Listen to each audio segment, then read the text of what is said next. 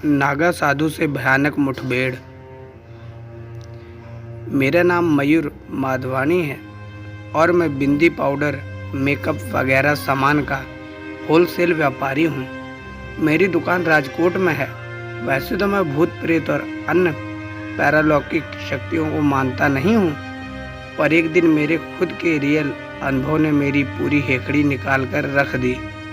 उस दिन मैं दुकान पर बैठा था, कामकाज कुछ था नहीं। सुबह से एक भी ग्राहक आया नहीं था, तो दिमाग पूरी तरह से हटा हुआ था। तभी अचानक मेरा दोस्त जिग्गू आया और बोला कि चल यार, जूनागढ़ चलते हैं। मैंने उसको कहा कि वहाँ जाकर क्या करेंगे, भजिए बेचेंगे।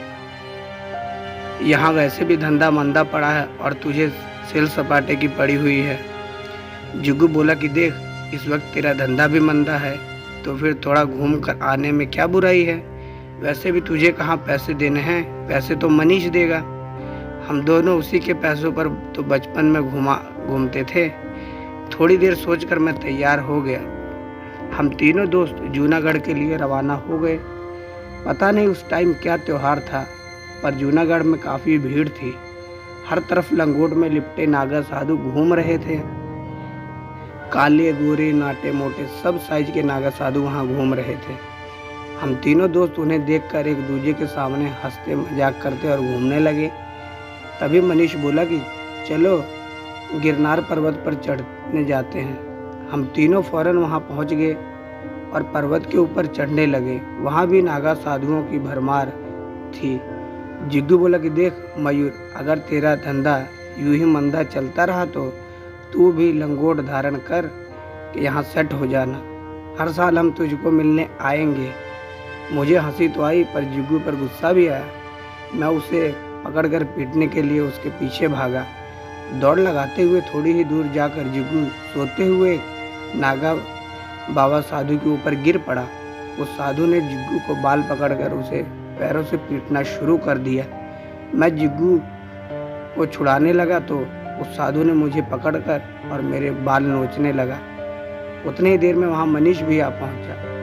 अब हम तीनों ने मिलकर उस साधु को धोया। हमारा झगड़ा देखकर वहाँ कई लोग जमा हो गए। उस नागा साधु ने और दो साधु को बुला लिया। अब हमें डर लग रहा था, क्योंकि गिरनार पर भी नागा साधु अनगिनत थे। हम तीनों चुपचाप पर्वत के ऊपर की ओर जाने लगे। हमने मुड़कर देखा तो तीनों नागा साधु हमारे पीछे आ रहे थे। अब हम तीनों की फट रही थी, दिल भी जोरों से धड़क रहे थे। तीन लंगोटधारी पहाड़ी साधु हमारे पीछे इस तरह आ रहे थे जैसे अभी पकड़कर हमें नीचे ही फेंक देंगे। हम पहाड़ के ऊपर तक जा पहुँचे और रुक गए। वह तीनों हमारे पास आए और उन्होंने सीधा जिग्गू को पकड़ा। मैं और मनीष जिग्गू को उससे छुड़ाने लगे तो वह हमें भी घूंसों और लातों से पीटने लगे। हम जमीन पर पड़े थे, तभी वह तीनों जिग्गू को हमसे दूर ले गए। थोड़ी देर बाद हम खड़े होकर अपने दोस्त को ढूंढने में लगे। हमें जिग्गू पास ही सीढ़ियों पर बेहोश मिला। उसके चेहरे पर पानी मारने से ये जग तो गया, पर वह हमसे बात नहीं कर रहा था। शायद सदमे में था। उसे संभाल कर वहाँ से उसके घर ले गए। फिर हमें जिग्गू ने बताया कि उन तीनों नागा साधु ने उसे किसी अंधेरे कोने में बैठाकर तांत्रिक मंत्रोच्चार किए और अभूत मिलाकर जबरदस्ती पिलाया। फिर उन्होंने कहा कि हम कुछ समय बाद तुम्हें लेने आएंगे और हमेशा के लिए तुमको हमारी बिरादरी में आ जाना होगा। और फिर वह तीनों मेरे सामने गायब हो गए। उस घटना के बाद जिग्गू दिन रात पागल सा रहने लगा। उसे अपने घर में भी वह तीन साधु नजर आते थे। उसने मुझसे और मनीष से बात करना भी छोड़ दिया है। उसके घर वाले भी समझ नहीं पा रहे हैं कि जिग्गू को कैसे ठीक करें।